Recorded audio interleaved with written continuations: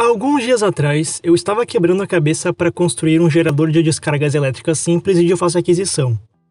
A ideia era usar esse dispositivo para desviar alguns elétrons e tentar encontrar a carga elétrica deles.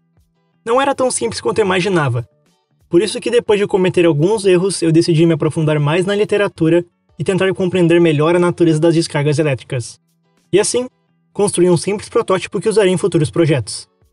Decidi compartilhar meu passo a passo aqui com vocês e espero que gostem.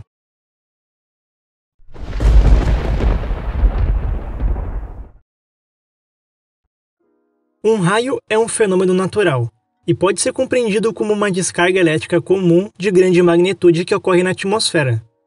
Ele ocorre por causa do rápido movimento dos elétrons de um ponto ao outro.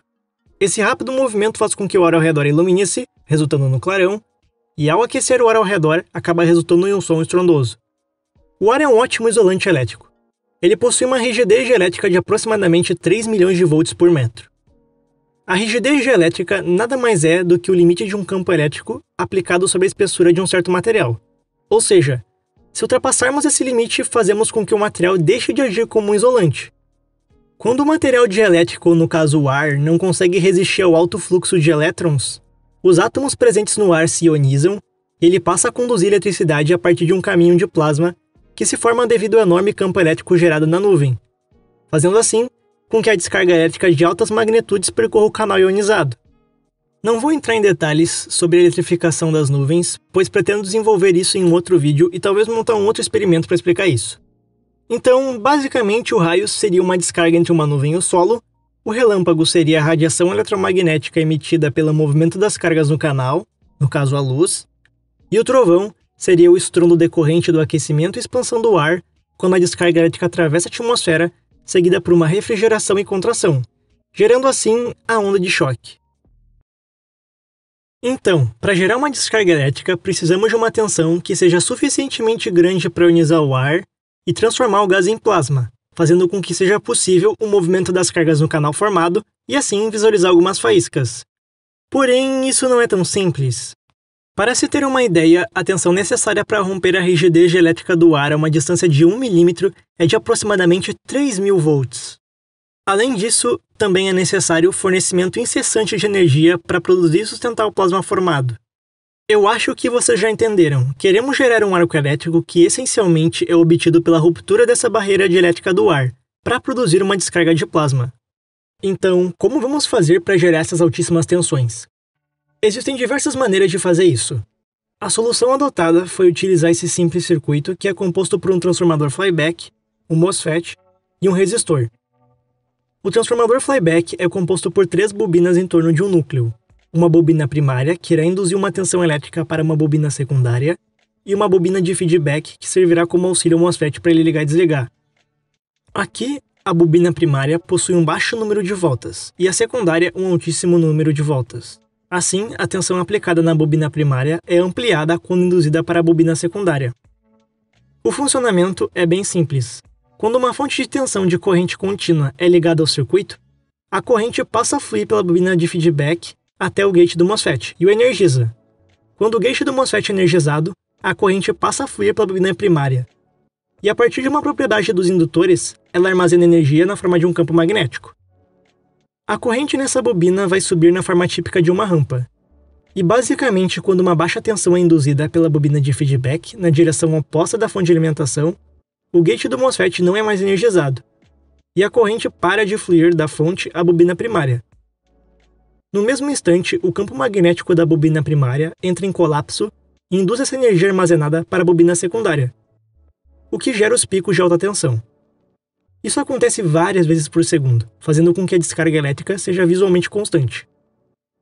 Para ajudar vocês a entenderem melhor, eu montei esse circuito em um simulador que vai estar na descrição. Tentei deixar parecido com o que temos na prática e que poderíamos ver o que acabei de explicar. Obviamente que o circuito simulado não vai ser igual ao real, mas vai servir apenas para vermos o que acontece.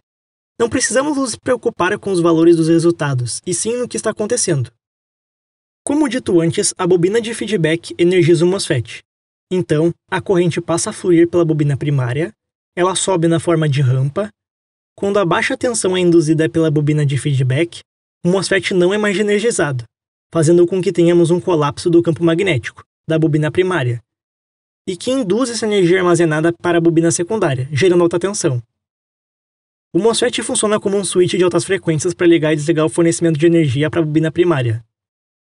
Essa explicação ficou bem simples, mas serve como base para entendermos o que está acontecendo.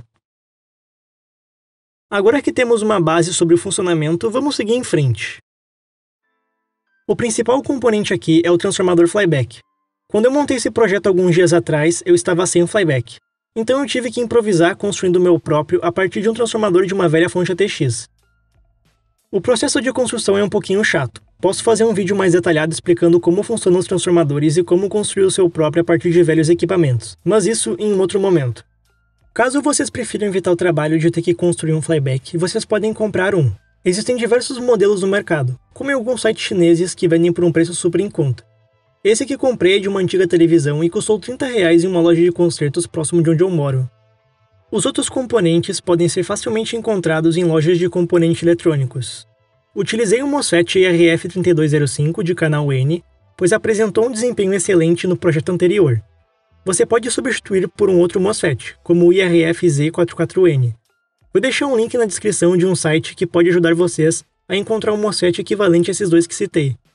Eu utilizei um resistor de 100 ohm, pois havia garimpado de uma velha placa que tinha aqui. Para o transformador flyback que eu havia montado alguns dias atrás, eu usei exatamente o mesmo circuito e os mesmos componentes que citei. A chave táctil é opcional, e serve apenas para fechar o circuito quando pressionada e abri-lo quando não é pressionada. Ok, agora que temos todos os componentes necessários em mãos, sobre a bancada, chegou a hora de montar o experimento. O primeiro passo é preparar o transformador flyback. O transformador flyback comercial possui uma bobina secundária que está em torno do núcleo, e ela é formada por várias camadas de fio de cobre fino. A bobina secundária possui dois terminais. Um deles eu não tenho certeza de onde ele fica, mas isso não é importante. O que nos interessa é saber que o fio mais espesso que sai da estrutura é um dos terminais da bobina secundária. Esse fio geralmente possui um cone fixado ao redor de seu terminal. Ele não é importante, então você pode retirar se tiver interesse. A bobina secundária está ok. Em seguida é necessário montar a bobina primária e a bobina de feedback. Para isso eu usei um fio de cobre de 0,80 mm de diâmetro com isolamento. Eu retirei esse fio de uma fonte ATX que tinha aqui. Após isso dei 5 voltas com esse fio em torno do núcleo e depois adicionei mais um fio e continuei onde havia parado. Dei mais 5 voltas no mesmo sentido. Para fixar os componentes corretamente, utilizei um pouco de cola quente. Uni os fios entre as duas bobinas como um center tape e soldei apenas uns jumpers para poder fixar na protoboard depois. O próximo passo é montar o circuito. A partir daquele diagrama esquemático que montei, podemos realizar as conexões.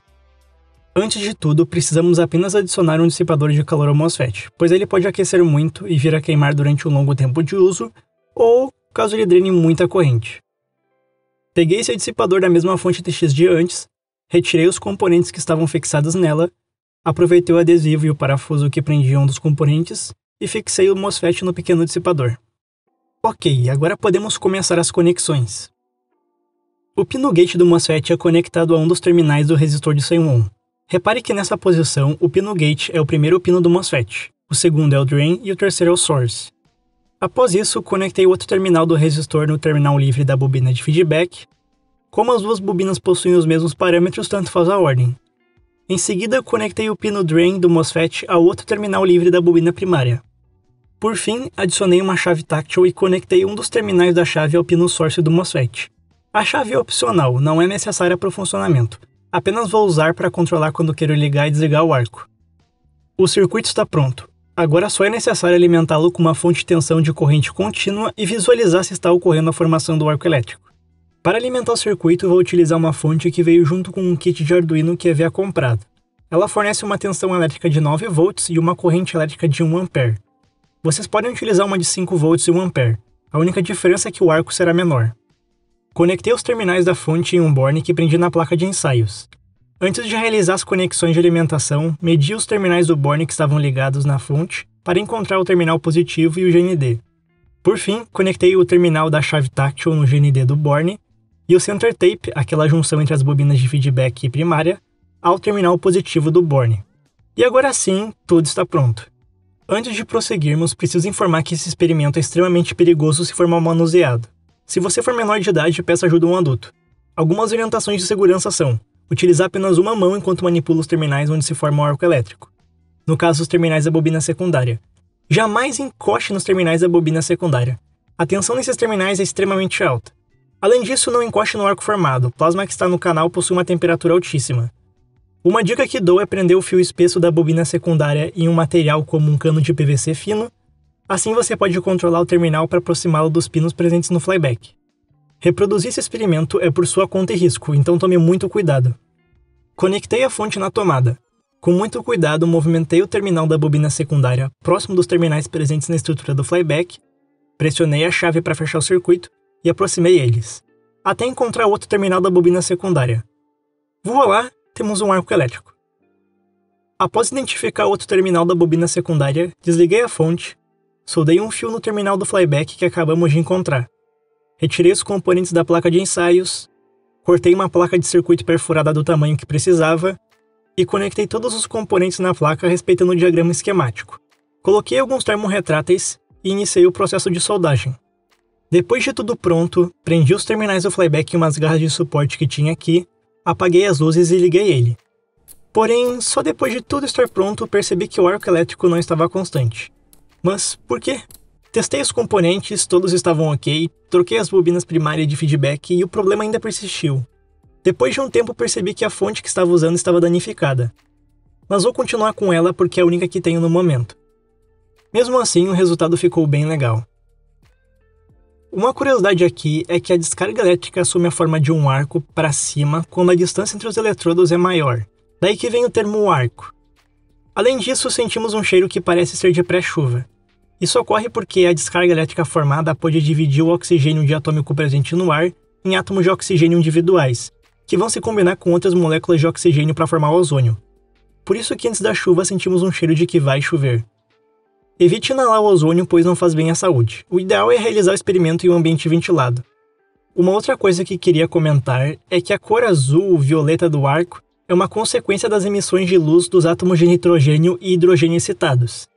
Caso você tenha interesse em estudar espectroscopia, posso fazer um vídeo em outro momento e montar um experimento para analisarmos os espectros de absorção e emissão de substâncias.